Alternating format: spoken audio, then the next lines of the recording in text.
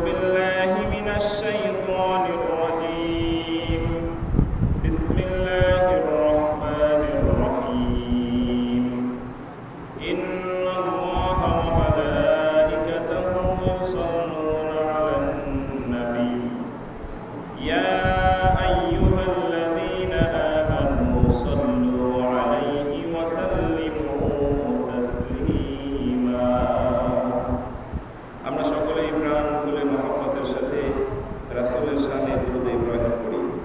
আল্লাহুম্মা সাল্লি আলা মুহাম্মাদিন ওয়া আলা আলি মুহাম্মাদ কামা সাল্লাইতা আলা ইব্রাহিম ওয়া আলা আলি ইব্রাহিম ইন্নাকা হামিদুম মাজিদ। আল্লাহুম্মা বারিক আলা মুহাম্মাদিন ওয়া আলা আলি মুহাম্মাদ কামা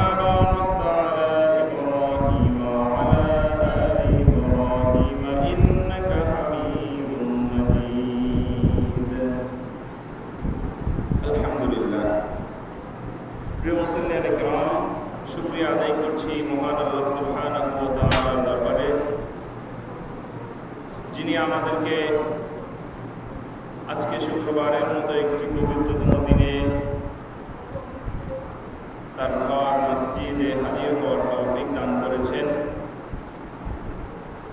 যে মহান আল্লাহ রাব্বুল ইজ্জত ওয়াল জালাল এই সমগ্র কুল কায়নাতের মালিক, যিনি আপনার আমার সকলের সৃষ্টিকর্তা, পালনকর্তা, রিজিকদাতা, যে আল্লাহ রাব্বুল আলামিন আহকামুল হাকিমিন এই বিশ্বজাহানের পরিচালনা করছেন একাই, কারো সাহায্য ছাড়া। তিনি এমন দয়ালু, তিনি এমন রহমান রহিম।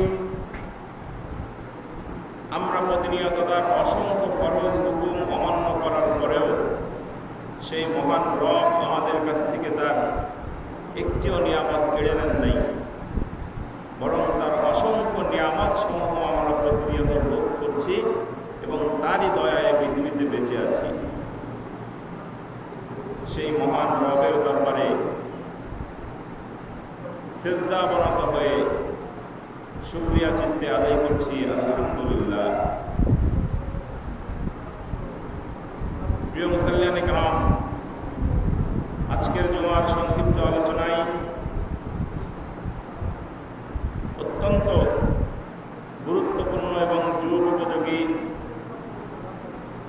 হাল সময়ের একটি সেন্সিটিভ বিষয় নিয়ে আলোচনা করব ইনশাআল্লাহ। আল্লাহ রাব্বুল আলামিন যদি তৌফিক দান করেন। সুবহানাকা লা ইলমা লানা ইল্লা মা 'আল্লামতানা ইন্নাকা আনতাল আলিমুল হাকীম।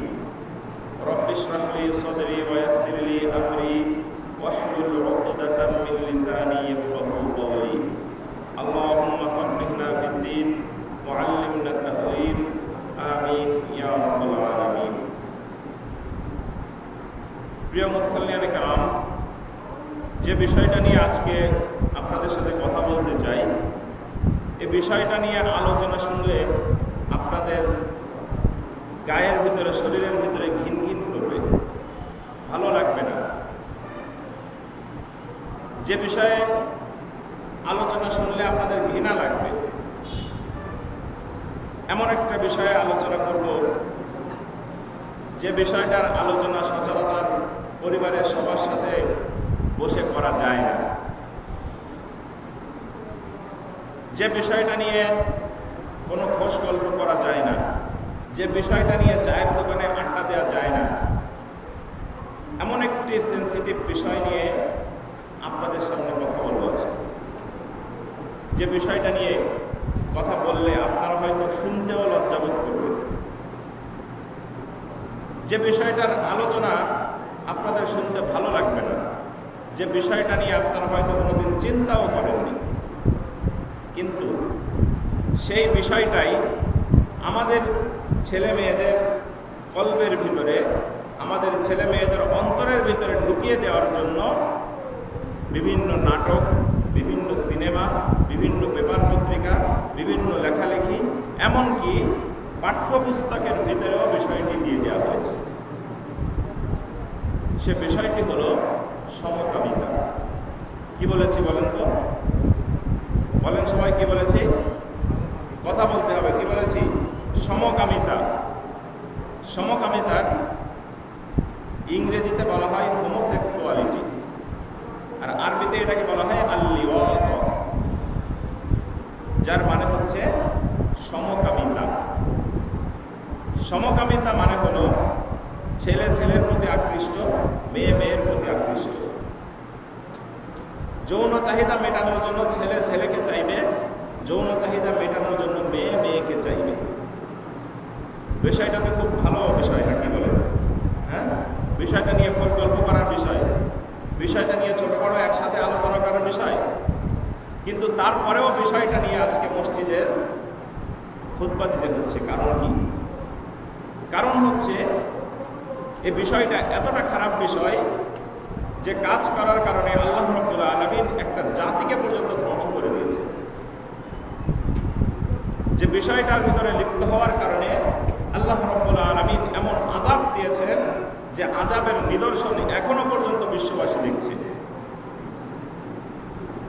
অথচ এই বিষয়টা বর্তমানে এমনভাবে আমাদের দেশে ছড়িয়ে পড়েছে, শুধু আমাদের দেশ নয়, সারা বিশ্বে বিষয়টা এমনভাবে ছড়িয়ে পড়েছে, আমাদের ছেলেমেয়েরা বিষয়টার প্রতি আগ্রহ প্রকাশ করছে। বিভিন্ন সিনেমা, বিভিন্ন নাটক, বিভিন্ন বিজ্ঞাপনের মাধ্যমে এমনভাবে তারা প্রচার করছে, এই দাজ্জালের অনুসারীরা এমনভাবে এটা প্রচার করছে, আমাদের ছেলেমেয়েরা এটার প্রতি আকৃষ্ট হচ্ছে, তারা এটার প্রতি আগ্রহ দেখাচ্ছে। বাংলাদেশের মতো জায়গায় আজকে ছেলেরা এই সমকামিতা করার জন্য রাস্তায় দাঁড়িয়ে তারা আবেদন করছে, তারা মানববন্ধন করছে যে আমাদেরকে এটার অনুমতি দিতে হবে। চিন্তা করা যায়? আপনারা কোনোদিন ভেবেছেন এটা? কত বড় নোংরা, কত বড় জঘন্য বিষয় এটা! অথচ এই বিষয়টা আজকে বাংলাদেশের মুসলিমদের ভিতরে ছড়িয়ে দেওয়ার জন্য এক শ্রেণীর মানুষ তারা কাজ করছে। সমকামিতার শাস্তি রয়েছে ব্যাপক। বাংলাদেশের আইনে সমকামিতার কি শাস্তি রয়েছে? বাংলাদেশের দণ্ডবিধি ৩৭৭ ধারা অনুযায়ী এই সমকামিতার সর্বোচ্চ শাস্তি হচ্ছে যাবজ্জীবন, এবং এটার জন্য অর্থদণ্ডও রয়েছে। তার কারণ এটা হচ্ছে প্রকৃতির নিয়ম বহির্ভূত একটি যৌন মিলন, যেটার সর্বোচ্চ শাস্তি বলা হয়েছে যাবজ্জীবন। তাহলে এই যে বিষয়টা, যেটা শাস্তি আমাদের বাংলাদেশের আইনেও রয়েছে, অথচ সেই বিষয়টার অনুমোদন নেওয়ার জন্য, সেই বিষয়টাকে বাংলাদেশে ব্যাপকভাবে চালু করার জন্য এক শ্রেণীর মানুষ উঠে পড়ে লেগেছে। আপনি আমি গ্রামের মানুষ, আপনি আমি বিষয়টা নিয়ে কখনো ভাবিও না, কখনো আমাদের মাথায়ও আসে না যে ছি ছি এরকম একটা বিষয় হতে পারে, মানুষ এরকম করতে পারে নাকি। অথচ আমাদের ছেলেমেয়েরা কলেজে পড়তে যাচ্ছে, স্কুলে পড়তে যাচ্ছে, ভার্সিটিতে পড়তে যাচ্ছে, সেখানে গিয়ে তারা এদের স্বীকার করছে, তারা এর ভিতরে জড়িয়ে পড়ছে। সমকামিতা যারা করে বেড়ায়, এদের একটা ফ্ল্যাগ রয়েছে, একটা সাইনবোর্ড রয়েছে, সেটা হচ্ছে রেইনবো, রংধনু। রংধনুর যে রং, ওই রঙের আকৃতির, ওই রং দিয়েই হচ্ছে ওদের একটা পতাকা। ওদের মুখের ভিতরে এখানে ওই রংধনুর পতাকা লাগানো থাকে। যখন কাতার বিশ্বকাপ হলো, কাতার বিশ্বকাপ যখন হলো, কাতার সরকার বলল যে এই ধরনের সমকামী যারা করে এদেরকে কাতার ঢুকতে দেওয়া হবে, কারণ বিশ্বকাপের সময় ওরা এসে থাকবে এখানে, এসে এরা সমকামিতা করে বেড়াবে, এদের ঢুকতে দেওয়া হবে। তখন জার্মানি, নেদারল্যান্ড, নিউজিল্যান্ড, এই দেশগুলোতে যেখানে সমকামিতার ব্যাপক প্রচলন, এরা সেখানে মানববন্ধন করেছে, সেখানে আন্দোলন করেছে তারা যে আমাদেরকে ঢুকতে দিতে হবে, আমরা সেখানে যাব, না হলে কাতারের বিশ্বকাপ বাতিল করতে হবে। আমরা যাদেরকে উন্নত রাষ্ট্র মনে করি, যাদেরকে উন্নয়নশীল রাষ্ট্র বলে আমরা মনে করি, সেই আমেরিকা, ইংল্যান্ড, নিউজিল্যান্ড, ইউরোপ, যাদেরকে আমরা উন্নয়নশীল দেশ বলে মনে করি, যাদেরকে আমরা ফলো করি, যাদের দেশ থেকে কোনো কালচার আসলে আমরা সেটাকে লুফে নিই, আমরা মনে করি সেটাই আধুনিকতা। সেই দেশের মানুষ, সেই দেশের সরকার এটাকে অনুমোদন দিয়েছে এবং তারা দেধারসে এটা করে যাচ্ছে। যাদেরকে আমরা উন্নয়নশীল আধুনিক মনে করি তাদের অবস্থা হচ্ছে এই। মনে রাখতে হবে, ইসলামই হচ্ছে সব থেকে আধুনিক। ইসলাম সব যুগে আধুনিক ছিল এবং থাকবে। ইসলামকে যারা ব্যাকডেটেড মনে করবে, ইসলামকে যারা নিচু মানের মনে করবে, আসলে তারাই হচ্ছে ব্যাকডেটেড। ইসলাম সব যুগে সব সময় আধুনিক। এই যে সমকামিতা, এটা আসলে কোথা থেকে আসলো? এই সমকামিতাটা এসেছে লূত আলাইহিস সালামের কওমের কাছ থেকে। লূত আলাইহিস সালামের কওমের আগে পৃথিবীতে আর কেউ কোনোদিন এই ধরনের অন্যায় কাজ করেনি। তাফসিরে কুরতুবির ভিতরে এসেছে, তাফসিরে কুরতুবির সম্মানিত লেখক তিনি লিখছেন যে শয়তান এই জিনিসটাকে মানুষের মাথার ভিতরে ঢুকিয়েছে। এটা মানুষের মাথা থেকে বের হয়নি। এই যে নোংরা আইডিয়াটা, এটা মানুষের মাথা থেকে বের হয়নি, এটা শয়তানের মাথা থেকে এসেছে। শয়তান মানুষদেরকে তাওহীদের পথ থেকে ফিরিয়ে রাখার জন্য, ইসলাম থেকে ফিরিয়ে রাখার জন্য শয়তান এই বুদ্ধিটা মানুষের মাথার ভিতরে দিয়েছে। তার আগে আপনাদেরকে একটু বলে নিতে চাই, জর্ডানের যে এলাকায় লূত আলাইহিস সালামের এই কওমের লোকজনেরা থাকতো, সেই এলাকাটা ছিল একটি উর্বর ভূমি। সেখানে ফল ফসল অনেক পরিমাণে হতো, যে কারণে সেই সময় বিশ্বের অন্যান্য দেশের লোকেরা সেখানে আসতো, সেখান থেকে উৎপাদনশীল ফল ফসল নেওয়ার জন্য। এখন যেমন আমাদের দেশে বিভিন্ন দেশ থেকে পর্যটকরা আসে, তখন বিভিন্ন দেশ থেকে লোকরা সেখানে আসতো ওই ফসল সংগ্রহ করার জন্য, এবং সেখানে বিদেশি মানুষের আনাগোনা হতো বেশি। তাই শয়তান ইবলিস একদিন সুন্দর একটা ছেলের রূপ ধারণ করে, তাফসীরের ভিতরে এসেছে বালক অথবা কিশোর, এরকম একটা বয়সের ছেলের রূপ ধরে খুব সুন্দর চেহারা, সুন্দর নাদুস নুদুস স্বাস্থ্য নিয়ে তাদের কাছে আসলো। এত সুন্দর একটা ছেলে দেখে তারা তাদেরকে খুব আদর যত্ন করতে লাগলো, তাদেরকে ভালোবাসতে লাগলো। ওই মানুষরূপী শয়তানটা তাদের কাছে এই প্রস্তাব দিল যে তোমরা যদি আমার সাথে এই সেক্স করো, আমার সাথে যদি এই কাজটা করো, তাহলে আমি কাউকে কিছু বলবো না, আমি কিছু মনে করবো। শয়তান তাদের মাথার ভিতরে এই বীজ ঢুকিয়ে দিল। তখন মানুষেরা ওই শয়তান রূপী ওই বালকের সাথে তারা সমকামিতা করা শুরু করে। নাউযুবিল্লাহ। এবার যখন সমকামিতা করা হয়ে গেল, শয়তান চলে গেল, পরের দিন আবার আসে। এভাবে করে আসা যাওয়া চলতে থাকে। আর লূত আলাইহিস সালামের ওই কওমের মানুষের মনের ভিতরে এই বিষয়টা একটু একটু করে গেড়ে বসতে লাগলো। এবার যখন বেশ কিছুদিন হয়ে গেল, তখন শয়তান একদিন আসা বন্ধ করে দিল, আর আসলো না। কারণ শয়তান দেখলো যে এখন যদি আমি নাও যাই, তাহলে ওদের কলবের ভিতরে, ওদের অন্তরের ভিতরে বিষয়টা এমনভাবে গেড়ে বসেছে যে এখন সমকামিতা করার জন্য আর আমাকে লাগবে না। সত্যিই তাই ঘটল। শয়তান যখন আসলো না, তখন তারা নিজেরাই নিজেদের সাথে এই কাজটা করা শুরু করল। নাউযুবিল্লাহ, নাউযুবিল্লাহি মিন যালিক। আল্লাহ রাব্বুল আলামিন কুরআনুল কারীমের ভিতরে এই ঘটনাটা উল্লেখ করেছেন। আল্লাহ রাব্বুল আলামিন বলছেন, ওয়ালুতান ইয ক্বালা লিকওমিহি আতাতুনাল ফাহিশাতা মা সাবাকাকুম বিহা মিন আহাদিন মিনাল আলামিন। আল্লাহ রাব্বুল আলামিন বলছেন, আমি লূতকেও পাঠিয়েছিলাম তার কওমের কাছে, যখন সে তার জাতিকে বলল, তোমরা এমন এক অশ্লীলতার ভিতরে ডুবে আছো যে অশ্লীলতা এই সৃষ্টিকুলের ভিতরে আগে কোনোদিন কেউ করেনি। তোমরা এমন অশ্লীল কাজের ভিতরে লিপ্ত হয়েছ যে অশ্লীল কাজ মিন আহাদিন মিনাল আলামিন, ইতিপূর্বে কোনো মানুষ কোনো জাতি এটা করেনি। তোমরা এমন একটা খারাপ কাজের ভিতরে তোমরা লিপ্ত হয়েছ। তাহলে বোঝা গেল লূত আলাইহিস সালামের বংশধরেরাই এই পৃথিবীতে সর্বপ্রথম সমকামিতা করেছে।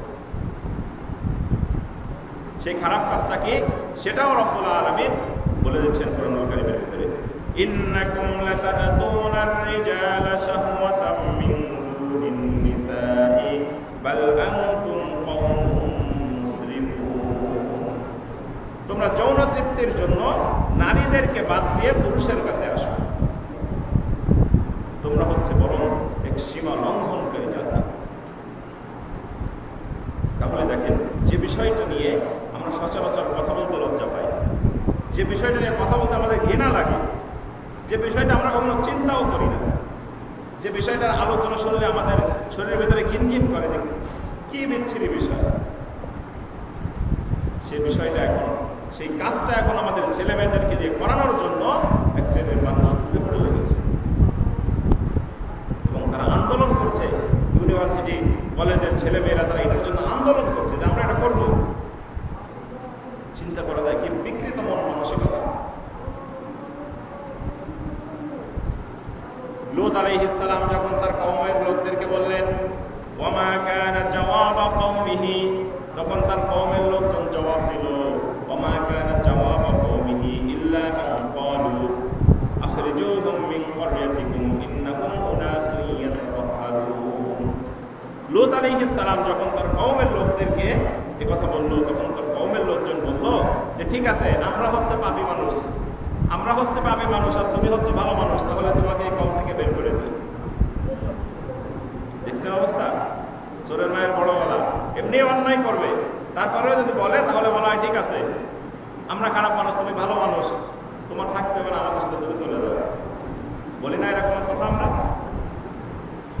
চিন্তা করা যায়। এই কাজটা যখন ব্যাপকভাবে ছড়িয়ে গেল, তখন এলাকার মানুষ, লূত আলাইহিস সালামের কওমের মানুষ এতটা হিংস্র হয়ে গেল যে তারা ছেলের সাথে ছেলেরা এভাবে যৌন মিলন করতে পারে। লূত আলাইহিস সালাম তাদেরকে এ বিষয়ে সতর্ক করলেন, বারবার তাদেরকে বললেন যে তোমরা এটা থেকে ফিরে আসো, তোমরা এটাকে ফিরে আসো। আল্লাহ রাব্বুল আলামিন তাদেরকে সতর্ক করলেন লূত আলাইহিস সালামের মাধ্যমে। লূত আলাইহিস সালামকে পাঠিয়েছিলেন এই জাতিকে সতর্ক করার জন্য। লূত আলাইহিস সালামের কওমের লোকেরা কি লূত আলাইহিস সালামের কথা শুনেছিল? শুনে নাই। ফলে কি হয়েছিল তাদের? তারা তো এখন সবাই জান্নাতে বসবাস করছে নাকি? আপনি চিন্তা করে দেখেন, আপনার বয়সে এত গরম কি কোনোদিন পড়েছে? আপনার বয়সে আপনি ছোটবেলা থেকে ধান করছেন, আপনার বাবা কৃষক ছিল, আপনি কৃষক, আপনার জীবনে দেখেছেন ধানে এত পোকা লাগে? আপনি দেখেছেন কখনো? আপনি দেখেছেন কখনো নারকেল গাছে এরকম শত শত নারকেল গাছ কিন্তু কোনো ফসল নেই? এগুলো কি মনে হয় আপনার? যখন এই কথাগুলো বলা হয়, মোবাইলের নেটওয়ার্কের কারণে, টাওয়ারের কারণে নারকেল গাছে নারকেল হচ্ছে না, কত দিয়ে দেয়, কিন্তু একটু অনুভূতি জাগে না যে আমি আল্লাহর হুকুম যেভাবে অমান্য করছি, আল্লাহ রাব্বুল আলামিনের রহমত, আল্লাহ রাব্বুল আলামিনের বরকত আমার উপর থেকে উঠে যাচ্ছে। এটাও আল্লাহ রাব্বুল আলামিনের গজব, এটা আমার মাথায় আসে না। শয়তান আমাকে এমনভাবে ভুলিয়ে রেখেছে যে আল্লাহ রাব্বুল আলামিনের গজবের ভিতরে যে একটু একটু করে পতিত হয়ে যাচ্ছে, এটা আমার মনেই হয় না। আপনার কি মনে হয় এগুলো কি আল্লাহর গজব নয়? নিহাত রাসূল করিম সাল্লাল্লাহু আলাইহি ওয়াসাল্লাম আমাদের জন্য দোয়া করেছিলেন, আলহামদুলিল্লাহ। আল্লাহ রাসূলের দোয়ার কারণে এখনো টিকে আছি। ইতিপূর্বে আল্লাহ রাব্বুল আলামিন যত জাতিকে ধ্বংস করেছেন তাদের পাপের কারণে, সেই সমস্ত পাপ উম্মতে মুহাম্মদী করছে। ইতিপূর্বে যে সকল পাপের কারণে আল্লাহ রাব্বুল আলামিন তার অবাধ্য জাতিদেরকে ধ্বংস করেছেন, সেই সকল কাজ এখন উম্মতে মুহাম্মদীরা করছে, আমরা করছি, আমরা সমকামিতা করছি, আমরা জেনা করছি, আমরা সুদ খাচ্ছি, আমরা আল্লাহ রাব্বুল আলামিনের হুকুমের অমান্য করছি, আমরা কোন পাপ আছে যা আমরা করছি না? বলেন, কোন পাপ আছে যা আমরা করছি না? তারপরেও আল্লাহ রাব্বুল আলামিন আমাদেরকে বাঁচিয়ে রেখেছেন। নিহাত রাসূল করিম সাল্লাল্লাহু আলাইহি ওয়াসাল্লাম দোয়া করেছিলেন তাই। তাহলে কুরআনুল কারীমের ভিতরে আল্লাহ রাব্বুল আলামিন তাদের যে অবাধ্য জাতিদের কথা আমাদের সামনে উল্লেখ করেছেন, আমরা কি তাদের চেয়ে কোনো অংশ কম নাকি? আল্লাহ আমাদেরকে কেন ধ্বংস করছেন না? চিন্তা করেন। আমাদের কাছ থেকে আল্লাহ রাব্বুল আলামিনের এই রহমতগুলো তো উঠে যাচ্ছে, এত গরম, এই ফল ফসল হচ্ছে না, মানুষের এত অভাব, এত অশান্তি, কি কারণে? যহরাল ফাসাদু ফিল বাররি ওয়াল বাহরি বিমা কাসাবাত আইদিন নাস। আল্লাহ বলছেন জলে স্থলে যত বিপর্যয়, এগুলো হচ্ছে মানুষের দুই হাতের কামাই, সবে মানুষের দুই হাতের কামাই। লূত আলাইহিস সালামের কওমের লোকেরা যখন সীমা লঙ্ঘন করে গেল, আল্লাহ রাব্বুল আলামিন দুইজন ফেরেশতাকে পাঠালেন। এই জাতিকে ধ্বংস করে দেওয়ার জন্য দুইজন ফেরেশতা পাঠালেন। তারা সুন্দর যুবকের আকৃতিতে লূত আলাইহিস সালামের কাছে আসলো। আল্লাহ রাব্বুল আলামিন সূরা হুদের ভিতরে সে কথা বলছেন, ওয়ালাম্মা জাআত রুসুলুনা লূতান সিআ বিহিম ওয়া দাqa বিহিম যারআন ওয়া ক্বালা হাযা ইয়াওমুন আসীব। আমার পাঠানো ফেরেশতারা, আল্লাহ বলছেন আমার পাঠানো ফেরেশতারা লূতের কাছে এসে বলল, তখন সে কিছুটা বিষণ্ণ ছিল। তার কারণ ফেরেশতারা এমন আকৃতিতে এসেছিল, সুন্দর বালকের কিশোরের আকৃতিতে তারা এসেছিল লূত আলাইহিস সালামের কাছে মেহমান হিসেবে। লূত আলাইহিস সালাম তার এই মেহমানকে দেখে তিনি উদ্বিগ্ন হলেন, তিনি টেনশনে পড়ে গেলেন। কারণ লূত আলাইহিস সালাম চিন্তা করছে যে আমার কাছে মেহমানরা এসেছে, এই মেহমানদের হয়তো আমি রক্ষা করতে পারবো না, আমার জাতিরা এদেরকে নিয়ে যাবে। লূত আলাইহিস সালাম এটা নিয়ে টেনশন করছিলেন। তার জাতির লোকেরা ঠিকই টের পেয়ে গেল। তারা লূত আলাইহিস সালামের কাছে এসে বলল যে তোমার কাছে যে মেহমান আছে তাদেরকে আমার কাছে পাঠিয়ে দাও। ওয়াজাআহু কওমুহু ইহরাউনা ইলাইহি। আল্লাহ রাব্বুল আলামিন বলছেন এই অপরিচিত লোকদের দেখে তার জাতির লোকেরা তার কাছে দৌড়ে দৌড়ে চলে আসলো। লূত আলাইহিস সালামের কাছে তারা দৌড়ে দৌড়ে আসলো, এসে বলল যে তোমার মেহমানদেরকে আমার কাছে দিয়ে দাও। লূত আলাইহিস সালাম তাদেরকে বললেন যে না, তারা হচ্ছে আমার মেহমান, তোমরা তাদের সাথে এমন করতে পারো না, মেহমানের অসম্মান তোমরা করতে পারো না। তোমরা যদি চাও, আমার মেয়েরা রয়েছে, তোমরা তাদের সাথে বিয়ে করে তোমরা তাদের সাথে তোমাদের যৌন চাহিদা মেটাও। ওয়ামিন ক্বাবলু কানু ইয়ামালুনা সাইয়্যাত। লূত আলাইহিস সালাম বললেন ক্বালা ইয়া কওমি হাউলাই বানাতি হুন্না আতহারু লাকুম।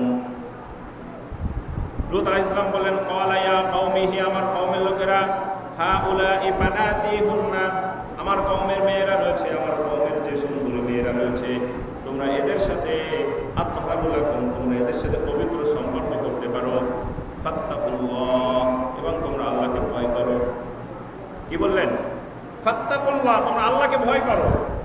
তোমরা যে খারাপ কাজ করছো এই কাজ থেকে ফিরে আসো। কিন্তু তার কওমের জাতির লোকেরা এতটা হিংস্র হয়ে উঠেছিল, তারা লূত আলাইহিস সালামের কথা শুনল না। লূত আলাইহিস সালাম বললেন তোমরা আমার মেহমানদেরকে অপমান করো না। ওয়ালা তুখজুনি ফি দাইফি, তোমরা আমার মেহমানদেরকে অপমান করো না। তার কওমের লোকেরা যখন আরো বেশি হিংস্র হয়ে উঠল, তখন লূত আলাইহিস সালাম আফসোস করে একটা কথা বললেন, আলাইসা মিনকুম রাজুলুর রাশীদ, তোমাদের ভিতরে কি একজনও ভালো মানুষ নেই? আলাইসা মিনকুম রাজুলুর রাশীদ, একটা ভালো মানুষ, একটা বুঝমান লোক তোমাদের কাছে নেই? আমার কওমের ভিতরে কি একটা ভালো মানুষও নেই যারা আমার কথা শুনবে, যারা আল্লাহকে ভয় করবে, যারা আল্লাহকে ভয় করে কাজ থেকে ফিরে থাকবে? আলাইসা মিনকুম রাজুলুর রাশীদ। তারা শুনল না। লূত আলাইহিস সালামের এই অবস্থা দেখে মেহমানরা বলল যে ক্বালা লাকাদ আলিমতা মা লানা ফি বানাতিকা মিন হাক্ক ওয়া ইন্নাকা লাতা'লামু মা নুরিদ। তারা বলল যে হে লূত, তুমি তো ভালো করেই জানো যে তোমার মেয়েদের প্রতি আমাদের কোনো আকৃষ্ট নেই, আমাদের কোনো চাওয়া পাওয়া নেই, তোমার মেহমানদেরকে আমাদের কাছে দিয়ে দাও। নাউযুবিল্লাহ, নাউযুবিল্লাহি মিন যালিক। লূত আলাইহিস সালামের এই অবস্থা দেখে ফেরেশতারা বলল, যে দুইজন মেহমান, তারা বলল ক্বালু ইয়া লূত ইন্না রুসুলু রাব্বিক। তারা বলল যে হে আল্লাহর নবী, আপনি ভয় পাবেন না, আমরা হচ্ছে আল্লাহর পক্ষ থেকে ফেরেশতা, তারা আমাদের কোনো ক্ষতি করতে পারবে না। লা ইয়াসিলু ইলাইকা ফাআসরি বিআহলিকা বিকিত'আম মিনাল লাইল। আজকের রাতের ভিতরেই আপনার যারা অনুসারী আছে, যারা সত্যবাদী আছে, তাদেরকে নিয়ে আপনি এলাকা ছেড়ে চলে যান, কারণ আজকের রাতের পরেই কালকে সকালেই আল্লাহর পক্ষ থেকে আযাব শুরু হয়ে যাবে। আল্লাহর আযাব কত নিকটে, ঘোষণা দিয়ে আল্লাহর আযাব আসছে, চিন্তা করা যায়। ওয়ালা ইয়ালতাফিত মিনকুম আহাদুন ইল্লা ইমরাআতাক। আপনার স্ত্রীকে বাদ দিয়ে আপনি চলে যাবেন, কারণ লূত আলাইহিস সালামের যে স্ত্রী, সেও ছিল এই কাজের সাথে জড়িত। তার মানে সে কিন্তু খারাপ কাজ করত না, সে এটা ম্যানেজ করে দিত। ছেলেরা যে সমকামিতা করবে, যৌন মিলন করবে, এটার ব্যবস্থা সে করে দিত, সেও এই কাজের সাথে জড়িত ছিল। লূত আলাইহিস সালামের স্ত্রী কিন্তু খারাপ ছিল না। ফেরেশতারা বলল যে আপনার স্ত্রীকে বাদ দিয়ে আপনি আপনার অনুসারীদেরকে নিয়ে এলাকা ত্যাগ করে চলে যাবেন। ইন্নাহু মুসিবুহা মা আসাবাহুম ইন্না মাওইদাহুমুস সুবহ আলাইসা সুবহু বিকরিব।